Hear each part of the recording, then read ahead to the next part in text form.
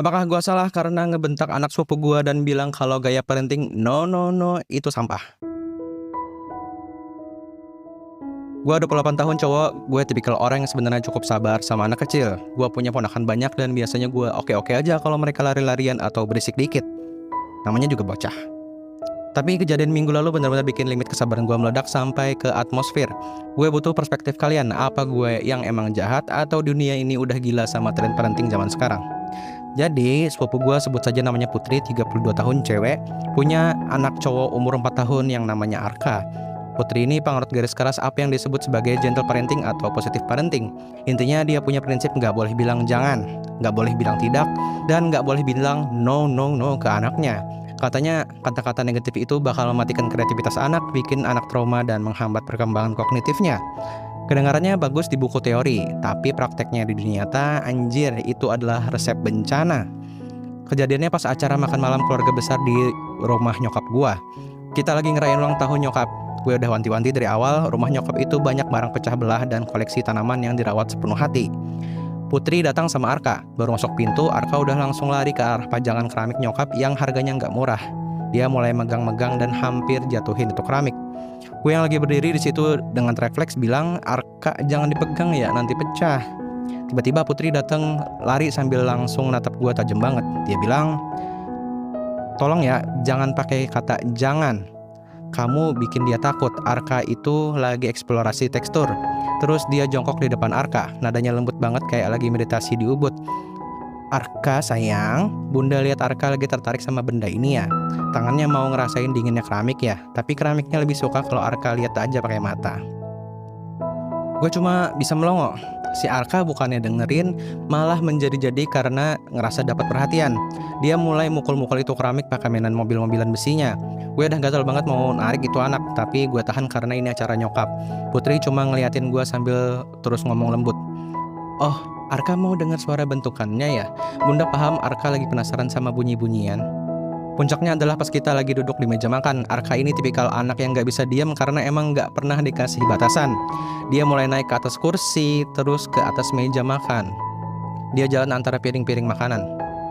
Semua orang udah mukanya tegang, tapi karena Putri ini orang yang sensitif banget kalau dikritik soal cara didik anak, jadinya pada diam. Si Arka terus ngambil gelas jeruk dan mulai numpahin itu ke atas taplak meja putih kesayangan nyokap. Terus dia ketawa-tawa.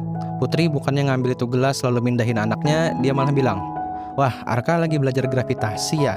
Arka mau lihat gimana air mengalir. Bunda validasi perasaan Arka yang lagi happy main air gitu. Gue udah mulai panas, tapi yang bikin gue bener-bener meledak adalah pas Arka ngelihat laptop kerja gue yang lagi gue taruh di atas meja samping gue. Gue lagi ada deadline mendadak jadi harus standby. Arka ngambil saus sambal yang ada di meja, terus dia lari ke arah laptop gua dan tumpah-tumpahin itu saus ke atas keyboard gua. Itu laptop kantor yang harganya 25 jutaan dan di situ ada data klien yang gua belum backup. Gue langsung loncat dan teriak kenceng banget, Arka, jangan, berhenti, stop.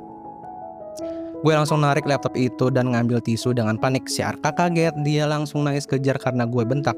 Si Putri bukan minta maaf, dia malah berdiri dan melotot ke gue kayak baru aja nendang kucing. Lo apa-apaan sih? Lo bikin anak gue trauma. Lo tahu nggak sih bentakan itu bisa ngebunuh jutaan sel otaknya? Teriak Putri nggak kalah kenceng. Gue yang udah emosi jiwa langsung balas, sel otak apaan yang mati? Laptop gue nih yang mati kena saus. Lo lihat nggak anak lo ngapain? Dari tadi lo cuma validasi doang tapi nggak ada actionnya.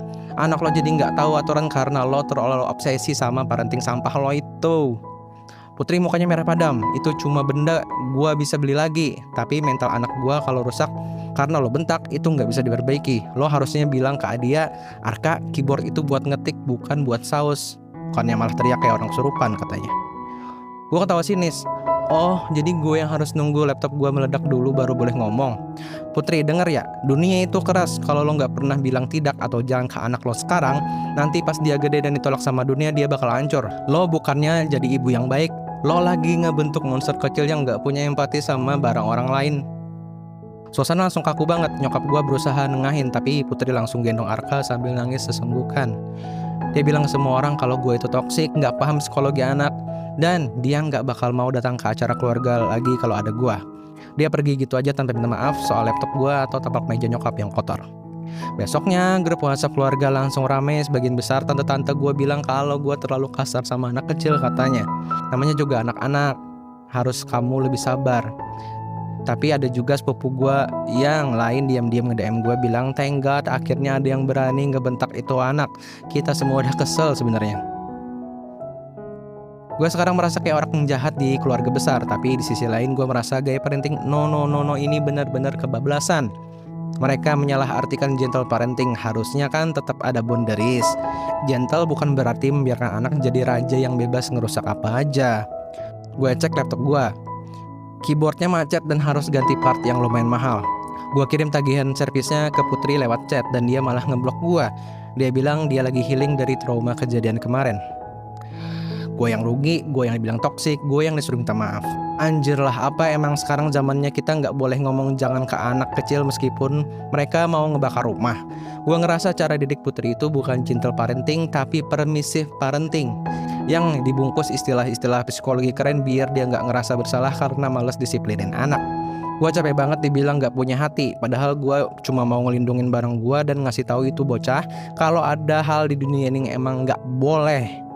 Kalau semua hal divalidasi, nanti kalau dia udah gede terus mau nyolong motor orang gimana? Apa ibunya bakal bilang, oh Arka lagi pengen ngerasain adrenalin ya? Bunda validasi keinginan Arka. Jadi gimana menurut kalian? Apa gue emang beneran asshole karena ngebentak anak 4 tahun sampai nangis, atau sepupu gue yang emang udah kehilangan akal sehat sama tren parentingnya?